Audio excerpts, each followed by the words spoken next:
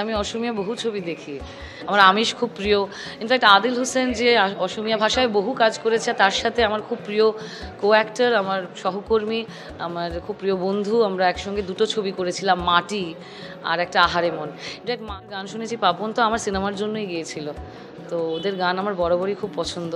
শিলচৰত আৰম্ভ হৈছে সাউথ আসাম ফিল্ম ফেষ্টিভেল আৰু মোৰ সৈতে আছে পাউলি দাম। তেওঁ টলিউড বলিউড দুটাতেই কাম কৰিছে আৰু পাইছোঁ তেওঁক অলপ কথা পাতিম, কেনেকুৱা লাগিছে। অসংখ্য ধন্যবাদ আপনাদের যে সাউথ আসাম ফিল্ম ফেস্টিভ্যালের তৃতীয় অধ্যায়ের জন্য আমি আজ শিলচরে প্রথমবার আসতে পারলাম, সেটার জন্য খুব ভালো লাগছে। যেটা বলছিলেন যে ছাদ দেখানো হবে, কাজ করে কেমন অভিজ্ঞতা বা এই সিনেমাটার ব্যাপারে যদি একটু। খুব ভালো অভিজ্ঞতা। অ্যাকচুয়ালি আমরা শুটিংটা করেছিলাম কোভিডের একদম পিক টাইমে। এনএফডিসি প্রডিউস করেছিল ছবিটা, আর সত্যি ওরকম একটা গভর্নিং বডি, মানে আমাদের সঙ্গে সেই support system as a producer যদি না থাকতেন, হয়তো ওই সময় একটা কঠিন পরিস্থিতিতে এই ছবিটা করাও আমাদের পক্ষে খুব কঠিনই হতো। আর পরিচালনা যিনি করেছেন, তার প্রথম ছবি এটি, মহিলা পরিচালক ইন্দ্রাণী চক্রবর্তী, তার ছবি ছাদ। অ্যাকচুয়ালি আমাদের ছবি ছাদ, আমার সহ অভিনেতা রাহুলও এই মানে উপস্থিত আছে এই চলচ্চিত্র উৎসবে। ছাদ মানেই শব্দটা শুনলে আপনারা বুঝতে পারছেন, it's about openness, it's about freedom. তো ছাদ মানে মিত্রা, যে চরিত্রটা আমি প্লে করেছি, মিত্রার খুবই মানে ফেভারিট একটা স্পট ছাদ। মানে আমাদের প্রত্যেকের বাড়িতে তো একটা ফেভারিট স্পট থাকে, মানে আমার নিজস্ব ব্যক্তিগতভাবে ছাদ জায়গাটাই খুব পছন্দ। রাহুল দাও যখন স্টেজে ছিলেন, উনি একটা কথা উল্লেখ করেছেন, এই কথাটা সবার গায়ে কাটা দেবে, কারণ আমরা জাস্ট এই 19শে মে শহীদ দিবস পালন করলাম, একাদশ ভাষা শহীদ ছিল, শহীদের শহরে এসছে, সেটার অনুভূতি কেমন? অবশ্যই, মানে আমি বহু দিন ধরে আসতে চেয়েছিলাম, আর বাংলা ভাষা নিয়ে যাদের জীবন দিয়েছেন, তাদের সেই মাতৃভূমি, সেই তাদের জায়গায় সেই রুটসটা, আমরা বলি না, we are connected to the root somehow. আমার মনে হলো সেই কানেকশনটা আরও জোরদার হলো।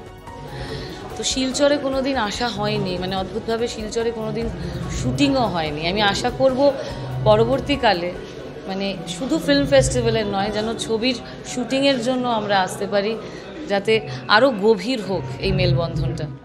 আমাদের অ্যাসামিজ, যেটা অসমীয়া ভাষা বা আমাদের একটা অ্যাসামিজ বড় একটা ইন্ডাস্ট্রি রয়েছে, সেখানে কাজ করার কোনো ইচ্ছে রয়েছে? অবশ্যই রয়েছে। আমি অসমীয়া বহু ছবি দেখি, আমার আমিষ খুব প্রিয়।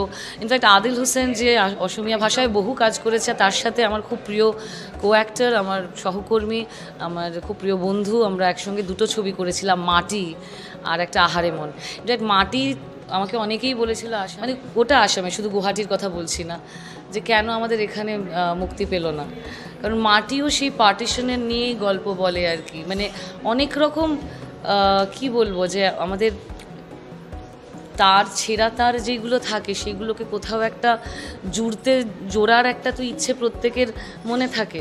তো সেই জোড়াটা যেন ঠিকঠাক হয়, সফল হয়, তার জন্য আমার মনে হয় বাংলা এবং অসমীয়া ফিল্ম ইন্ডাস্ট্রির আরও আদান প্রদান হওয়া দরকার।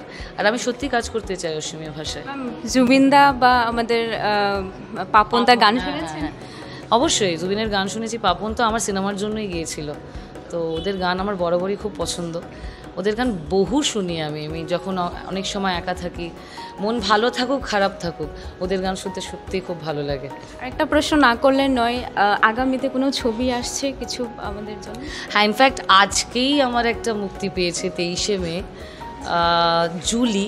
এটি একটু ওটিটি ওয়েব সিরিজ, আড্ডা টাইমস বলে একটা ওটিটি আছে বাংলার, সেই আড্ডা টাইমসে দেখতে পাবেন আপনারা। যাদের আড্ডা টাইমস আছে তারা তো দেখেছেন, নিশ্চয়ই দেখে ফেলেছেন হয়তো। আর আড্ডা টাইমস যাদের নেই, তারা সাবস্ক্রাইব করুক আর দেখতে পাবে জুলি।